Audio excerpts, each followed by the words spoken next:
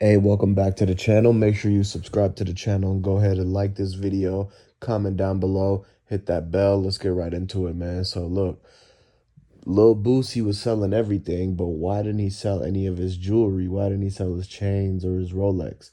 Like he was already okay with selling his Bentleys, his Rolls Royce, and all of his exotic cars that cost hundreds of thousands of dollars, but you never heard him say he was going to sell any of his jewelry, which remember, he has millions in jewelry. When they remember in the Biloxi, Mississippi, they took a million of jewelry from him and he got it back.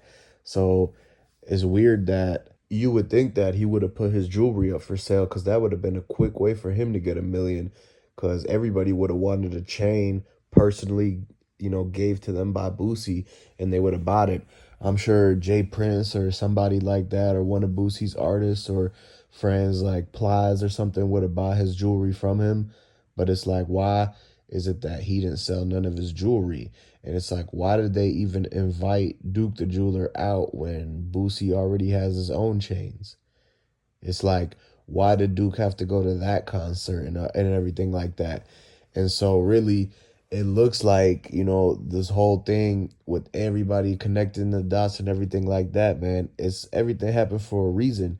And y'all just got to understand and just, you know, keep in mind that Boosie already got hella jewelry. So it's like, why would he have needed one more piece from Duke? It's like just to get somebody to come out to a whole dice game and go to a whole concert just to get the jewelry. Like he could have really got that delivered, mailed, or anything like that. And then when you look at it, it's like the money that he had to come up with in 24 hours or 48 hours, that million that they told Boosie that he had to pay up with, it's like he could have got that million super easy. All he would have had to do was put up one of the pendants, maybe one of those bracelets. He's got a lot of those big chains with huge diamonds in it. So he could have easily got that mill one way or another.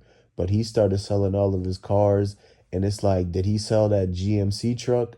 Y'all gotta keep in mind that GMC truck, like he didn't even want to drive that back home after the whole concert. He sent somebody else, one of his people, to go and drive his truck back home because he knew the truck was somehow connected or it was hot or like it was too much of a thing that went on around that truck and just it being parked there in that concert at that parking garage.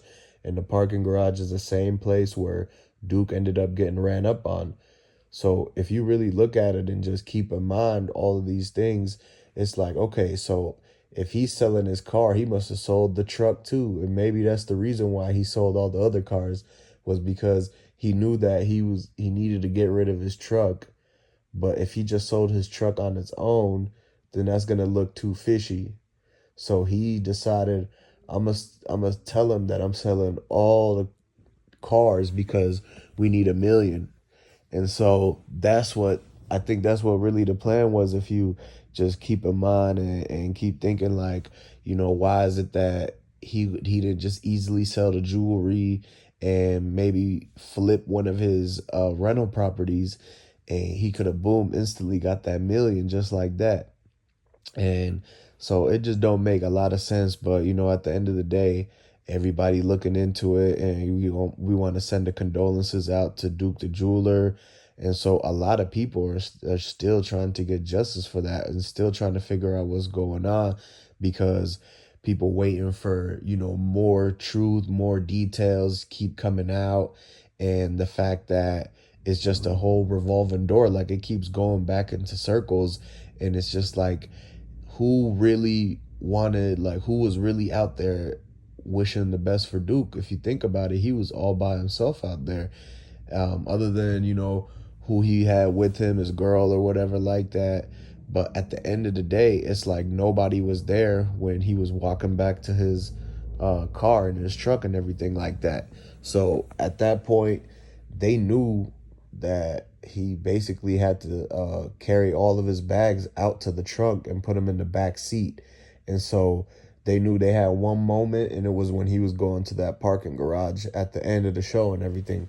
And when you go back and if the group texts come out and it tells them exactly what time that the person, gave the notice to everybody that they were about to leave the concert. So you could go ahead and pack the bags up, put the jewelry away, and, start walking to the parking exit because it's going to be a little bit of light traffic as they're leaving the venue because of all the fans that came out, and they drove from all over the South. They came from all over all these states to come and see that show. And that's just going to keep them, like, they knew that once they got into that parking garage and the show was over, that they had to stay away from Duke because something was going to go down. That's why nobody walked with Duke. Like any other time, if this was a normal situation, somebody would have just been chopping it up with Duke or dapping him up or something. Like somebody that actually cared would have walked him to his car, made sure he was good and everything like that. Don't you think that somebody would have been having a conversation with Duke as they're walking out? But for some reason, nobody wanted to talk to him because it feels like they already knew what was going on. Like, how is it that they're not asking him no questions about how to get put on in the jewelry game or nothing like that?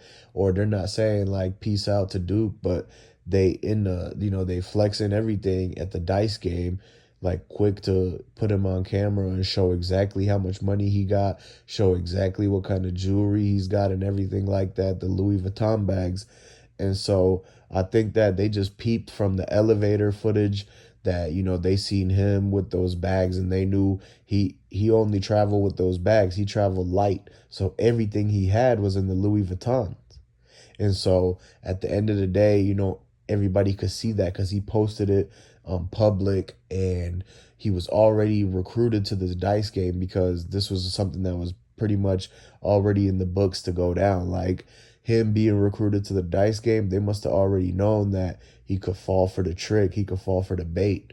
So at the end of the day, man, people have to be careful because you never know what the motives is. You could be going to a dice game thinking you having fun and this and that. Next thing you know, a day later or whatever, you still hanging out with the same people. You end up getting murked. And so it's really not worth it sometimes to be, all in the limelight, in the mix, having to hang around rappers. Everybody knows that, being around rappers or being like a famous rapper who is in the headlines, like that's dangerous because of the fact that it's so many people paying attention, so many pocket watchers. Plus you got to deal with all the people who, were against them in their hometown or wherever they go, like ops, if they have people who they don't rock with anymore and stuff like that.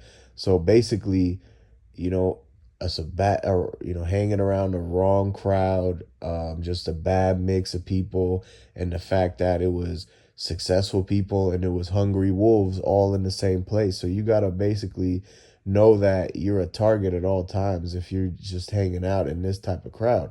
So it's really not worth it. And at the end of the day, people have their own minds made up, and so they just gotta keep in mind that you have to look into it more and wait for these details to come out. So make sure you subscribe to the channel, like this video, and comment down below. I'm gonna catch you on the next one.